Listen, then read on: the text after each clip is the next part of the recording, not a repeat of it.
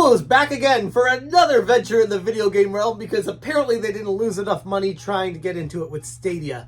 What's going on, guys? Welcome to another episode of Smash JT, and welcome to your first introduction to Playables, online gaming via YouTube.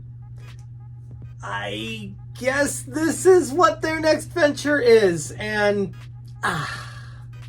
here's the thing, it does have potential. There is a possibility, like with everything, for success.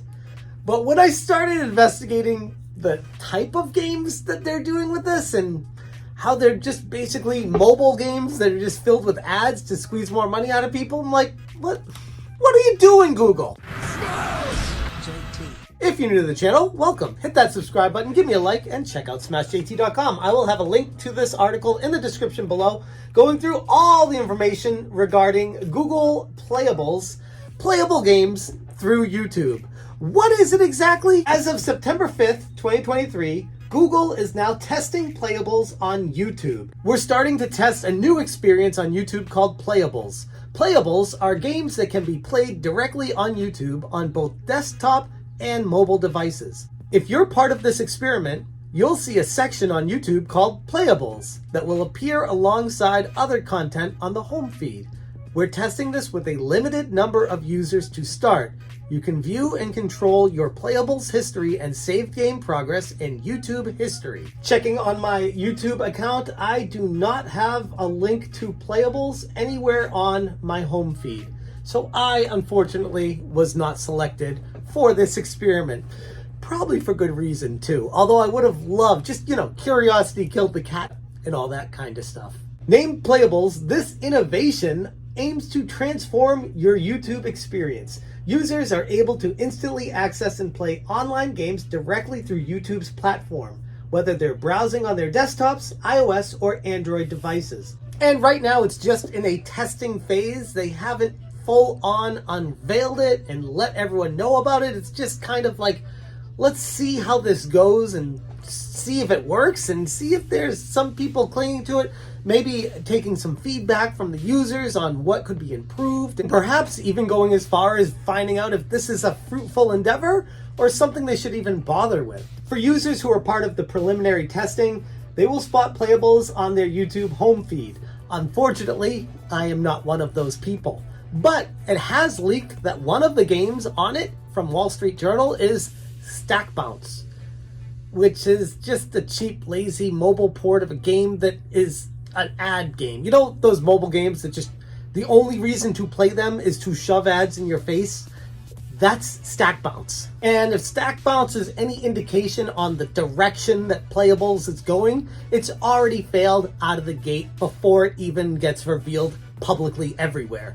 This will not succeed if this is the direction they're going. Now, I will say there is a potential for these games to work on YouTube where you can just transition directly to playing games on the platform and not have to leave it, but you're gonna need a few things. A mascot to begin with, but two, more importantly, games that are worth playing, games that they can only get there, and three, easily shareable experiences, which I'm sure it's going to be integrated with the YouTube platform and creators so that that one should be taken care of and they can use that to their advantage. Google is the biggest search engine on the planet. They have the reach, they have the ability, they can connect it to AdSense, they can do everything for you, but it requires them to do the most important thing first, and that is getting good games to play, and then luring people away from what they're comfortable with playing. Give me a reason, a value proposition on why I need to stop playing games on my Nintendo Switch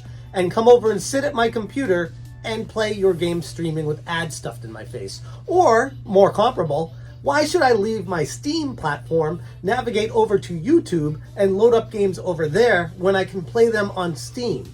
There are reasons and there are ways, but this is something that Google needs to figure out before this goes mainstream. And some people might be asking why Google is even bothering to try to venture into gaming once again after the colossal failure that the Stadia was. And the answer to that, just like the answer to all things in business, is money. They see money in a multi-billion-dollar industry and they want a piece of that pie. They are a gigantic behemoth in the industry. They're just trying to find a way to get their huge foot in a tiny door. And combine that with the recent downturn of ad revenue and less than stellar reports of results and revenue recently, there's a reason why Google's trying to kickstart and get some energy in their company right now. And they're gonna try again and venture into gaming with Playables. Is it gonna be successful? Only time will tell. But based off of my initial research on this and what I could find on what's available, who's able to play it, and the type of games that they have there,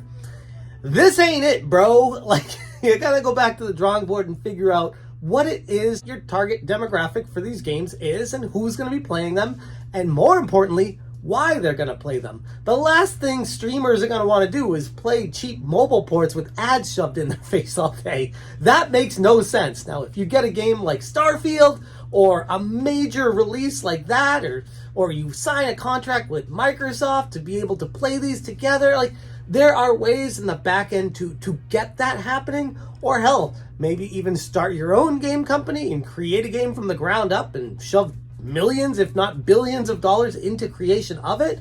But that's what it's going to take. You got to do something different. You can't half-ass something like this. If you do that, it's going to end up just like the previous venture with Stadia. No one's going to adopt it, no one's going to want it, and it's going to fail, and it's going to be a ton of money lost all over again. All you're going to do is lie to shareholders about, oh, look at this new venture we're doing in gaming. We're going to potentially bring in millions of dollars.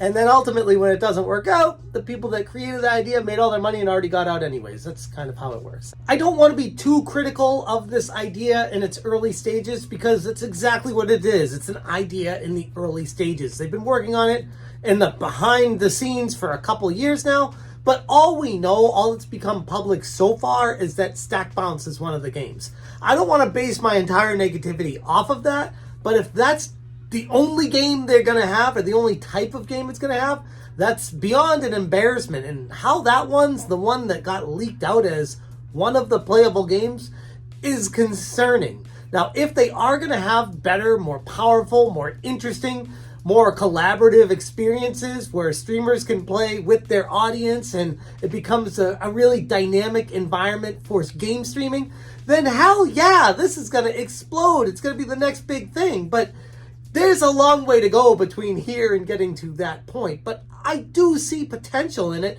It's just a matter of doing the right thing, getting the right games, and making sure it hits the target audience properly. So that's my thoughts on Playables from Google on YouTube, online game streaming platform. Yeah, there's potential, but based off of what I could find right now, they got a long way to go. I'm going to leave it there. Thank you so much for watching, and as always, you stay smashing.